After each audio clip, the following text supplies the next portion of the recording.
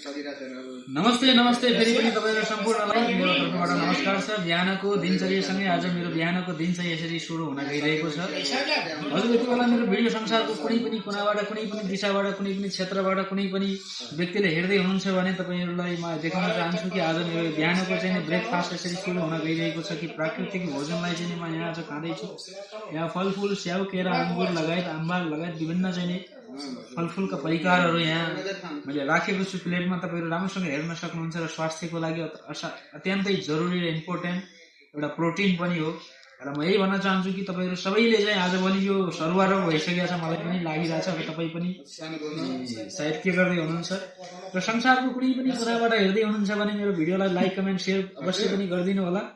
र धन्यवाद भन्न चाहन्छु। मेरो यो मिठो भोजनलाई म यतिकै राख्दै अब म खाना सुरु गर्न गइरहेको छु। यो अंगुरको दाना हो, हेर्नुस् यो अंगुर यति धेरै मिठो छ। अनि सुन्तला, भुइँकटर, केरा लगायत अम्बाहरू जस्ता फलफूलहरू पनि धेरै राखेको छु। तपाईहरु सबैले चाहिँ यो भिडियोलाई अत्यन्तै लाइक, शेयर अनि कमेन्ट गर्न नबिर्सनु होला। धन्यवाद, थ्यांक यू।